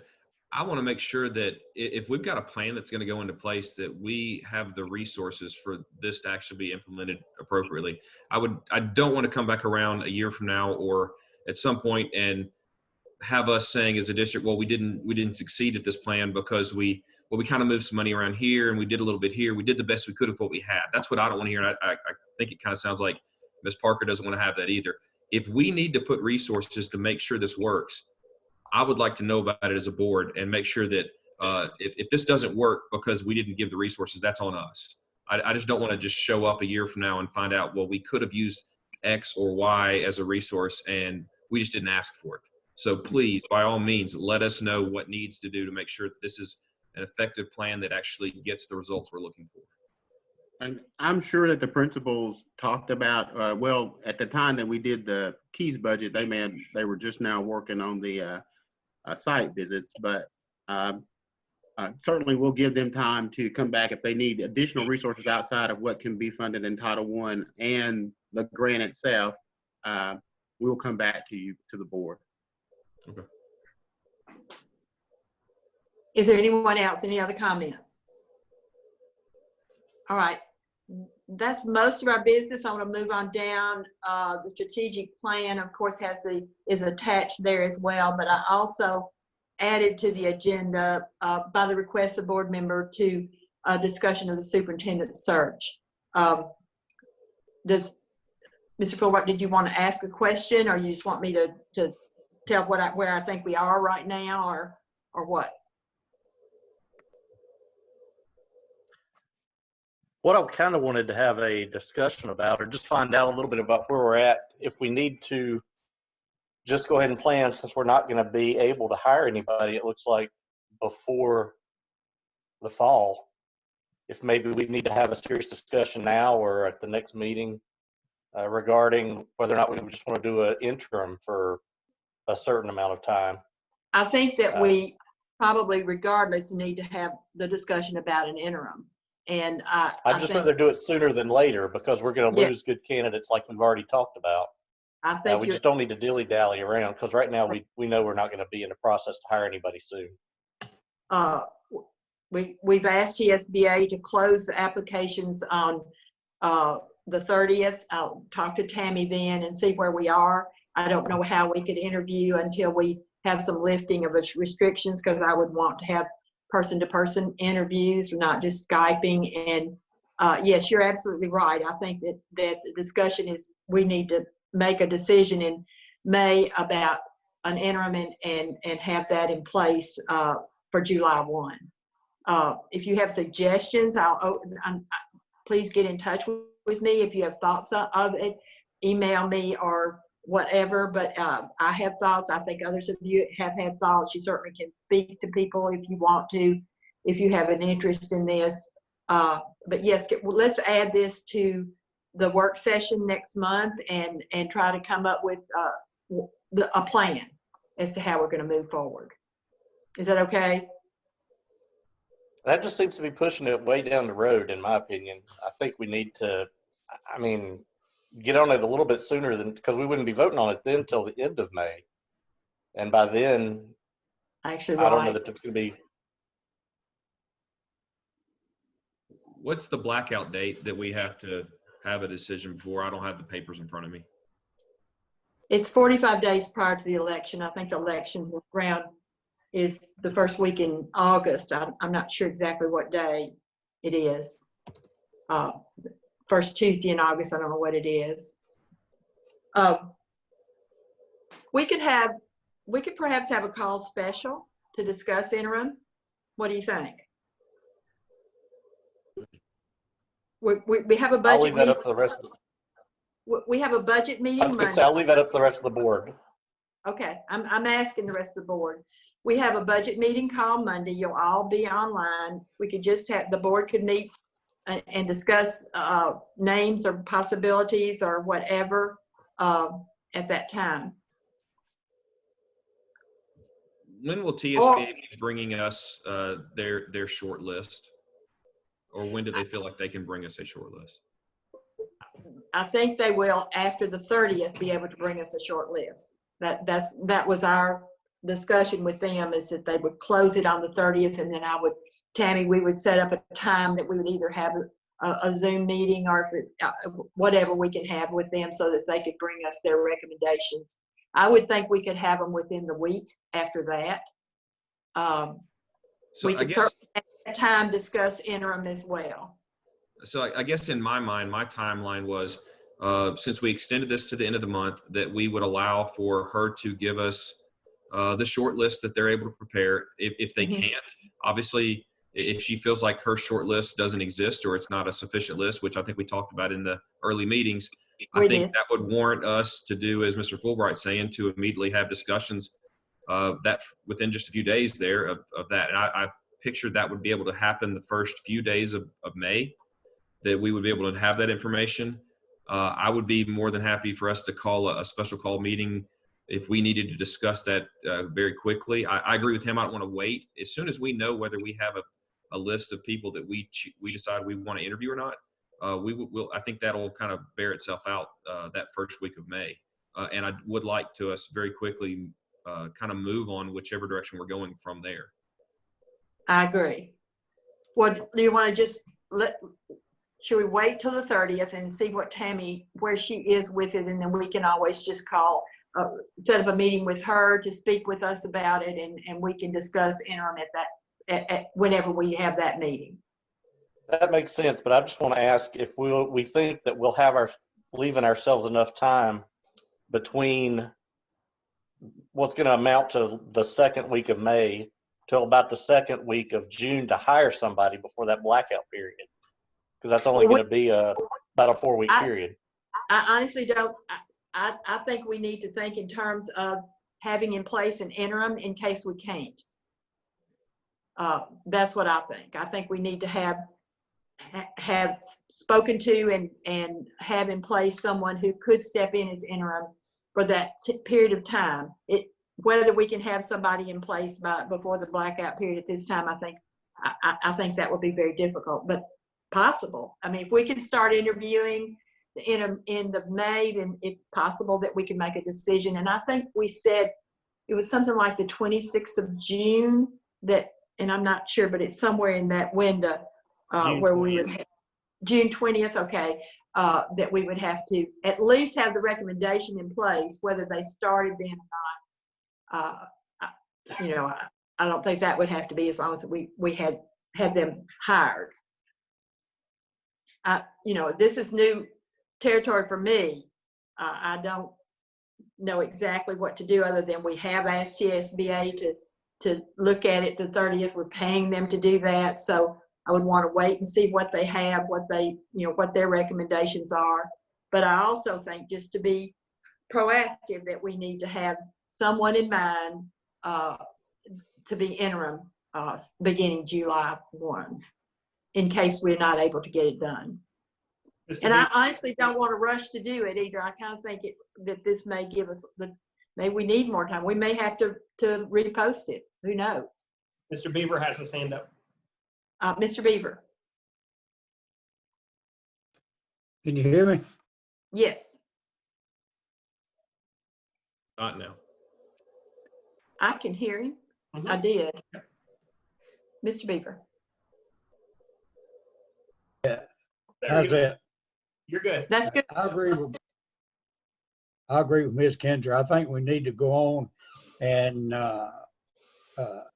get our ducks in line, where that if we can't hire a superintendent before the blackout date, that we can go on and be prepared to have an interim sitting in place, sitting in the background, ready to step in. So I think that's what we need to do. Anyone else? Ms. Parker has her hand. Ms. Parker? Two questions. One, if we go through the process with GSBA and we get candidates, but we decide that we want to put it out there, we may want to post again or whatnot, are we, how does that work with our contract with them? Do they stay with us until we have somebody hired, or is there like a limit on how long this can stretch out with them? It's my understanding, and I think in a conversation with Tammy, she said that if we weren't pleased with what we got, then we could repost. They would stay with us until we hired someone. Okay. But I'll try to find out better. And then the other question I have is if we,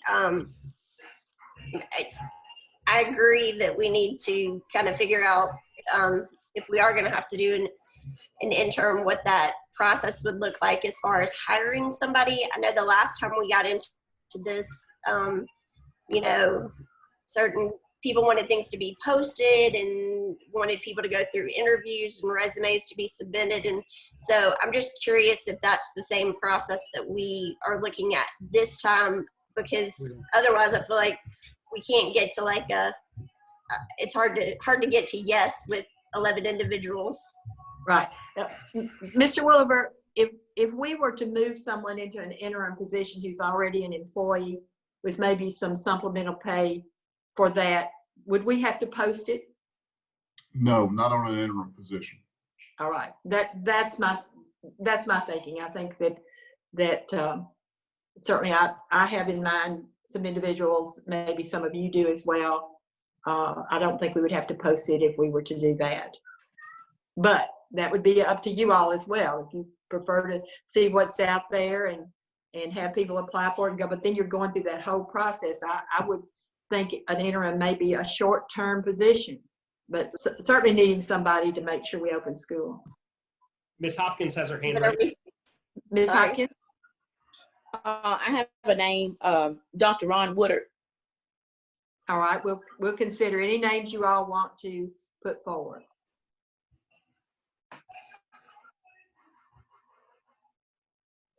Anyone else? Ms. Parker has her hand. Ms. Parker. I guess there it goes back to my question. Are we then, as people submit names or whatnot, will we then have an interview process if we do decide to go to the interim route? I think that's up to you all. If it you know, once again, this is new territory for me.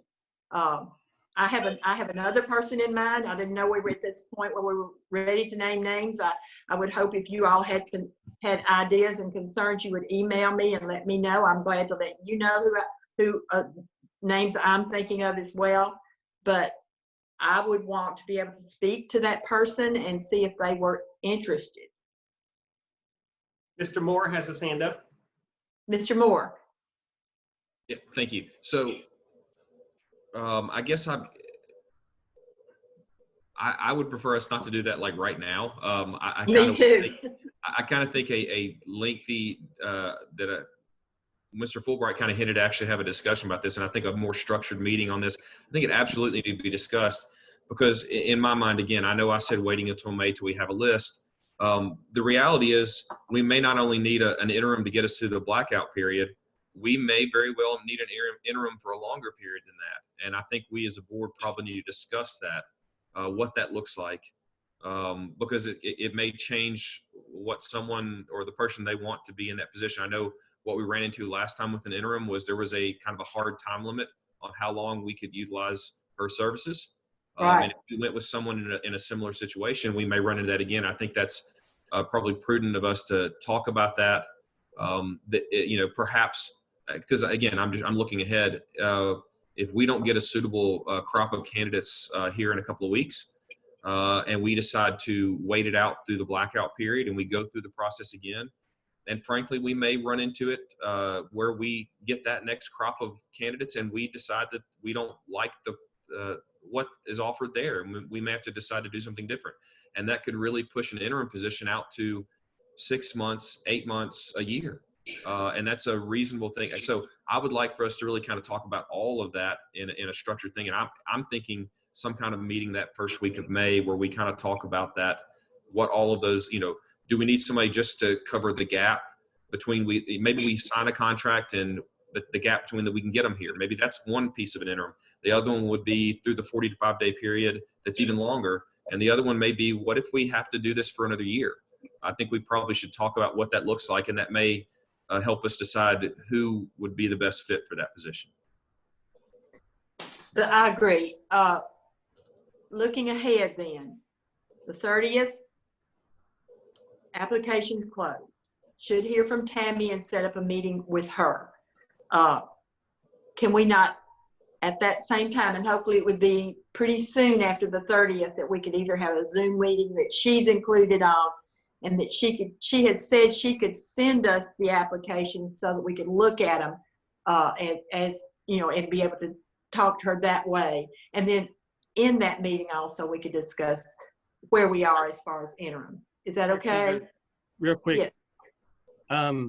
My understanding, the blackout's 45 days before and after the election. Is that correct? So that's 90 days. It's not after. It's not after. It's actually 30 days after. Yes, ma'am. 30 days. 15 days. So, okay. Yeah. Okay. All right. Going back to what I said, would that be acceptable then once we hear from Tammy and set up a meeting with her, that the meeting not only would be to discuss, and it could be a retreat type meeting, even though we'll do it probably have to do it like this, where we can have that discussion among us. Is that okay? It's good with me. Okay. Anyone else? Anyone else have any? Who is that? Did I hear Kristen? Was that you? Yes. Why are y'all quiet when I ask you something? And just so you all know, Dave Hall has the best background of anybody. I want to give you kudos, okay? And where are you? Where are you, Dave? I think he's in his garage. Local bar. Oh, that's what I thought. Okay. Very, very local, called my barn. Okay. All right. So any other discussion? So I'm assuming, not hearing anything else, that that's kind of going to be our plan. As soon as we hear from TSBA, I'll speak with Tammy. I'll set up a time that we can get together with her, and that we'll discuss going forward what the next step is. Okay? Okay. Sounds good, Miss Betty. All right. Thank you, Ms. Hopkins. All right. Now I'm You're gonna close the welcome, meeting. dear. What? Who said that? Ms. Parker had her hand up. Okay, Ms. Parker. Sorry, I had one other, I assume we're off of the discussion of the superintendent search. on the athletic handbook, is that for adoption or we just, I mean, I know it's on there for an FYI. Don't we usually approve the student handbook? Is there a reason why we're not approving the district athletic handbook?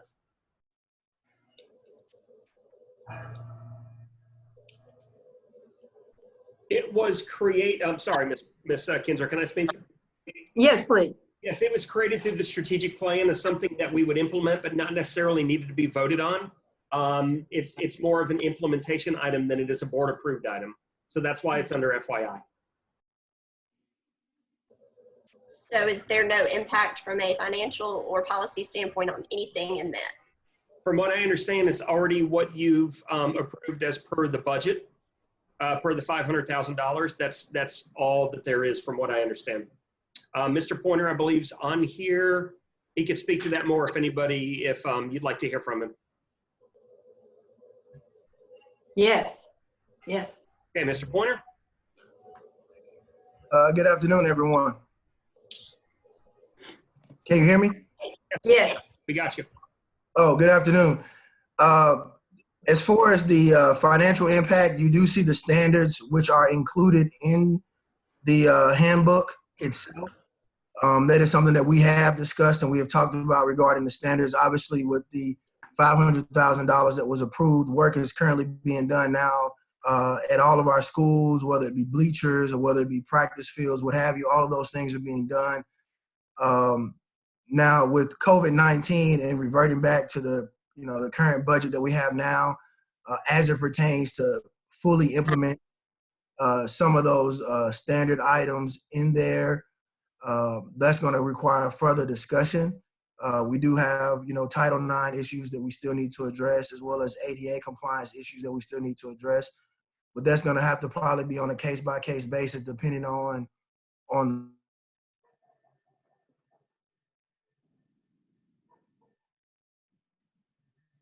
I lost him. Hold on one second. It looks like he dropped off. The budget, or if which that will have to. Can you hear me? Mr. Pointer, start over again, please, if you wouldn't mind. We lost you. Oh, sorry about that. Basically, what I was saying is from a financial standpoint, the biggest issue is the standards itself, which the board did approve those standards that were in place, and of course, that we still have an ongoing and a plan to address, Title IX, ADA, field maintenance issues across the district itself. But given COVID-19, I think that's just going to have to be on a case-by-case basis, something that I'm going to have to probably get with Perriman and Doug Laconin as well. I do know that Perriman with the EMG project and looking at the entire campus, there are going to be projects that are identified in that. But from a financial cost standpoint, the largest cost is associated with the standards themselves. As far as the stipends and looking at some of those areas, I did not change as far as any increases or any added positions to the stipend piece of it, because that, of course, again, with COVID and of course going through a deeper level of approval, felt like it was best just to hold off, and in discussion with Mr. Lane as well, just to hold off on all of those particular areas. When you read through the handbook itself, it does address policies, and it does have links to all of those policies that are currently existing within Murray County Public Schools itself. Okay. Thank you, Mr. Pointer. So it's just FYI. Agreed? Okay. Any other comments or anything before I adjourn the meeting? Yes. Okay. Sorry, I had one thing. Okay. Mr. Moore? I guess I'm looking ahead. I know the governor is starting to loosen up. How are our meetings looking forward after May 1st? Or are we still gonna? How long are we kind of a game plan of? Are we going to continue the Zoom meetings? Are we looking for doing something in person again? What's the game plan? Since I'm speak for the elderly here, I think we would probably want to have a Zoom meeting for our regular meeting in May. We can look, as to what we do with TSBA on that meeting as well. I'd like to see how it goes. I wouldn't want to make a decision right now. I just say, personally, I would love for us to, as quickly as possible, move back to, even if it's in a setting where it's maybe restricted access, where it's a fewer number of people, or we look at seating. But I would like to, I think, especially with some of the big decisions we have coming up, these Zoom meetings work, but they're not exactly the best setting for us making some very heavy decisions. So I would love for us to, as quickly as possible, get back to having those in person. I understand. I think we'll just have to see how it goes. See what is opening up, how it's going, how it looks, and so forth. And I would hope that we'll be able to have a meeting in person when we're able to meet with TSBA. I think it would be much easier to have that discussion that way. But we'll see. The next board meeting is I don't know the date of it, but it's a couple of weeks off, so we'll see. Okay. Anybody else have an opinion about it? Okay.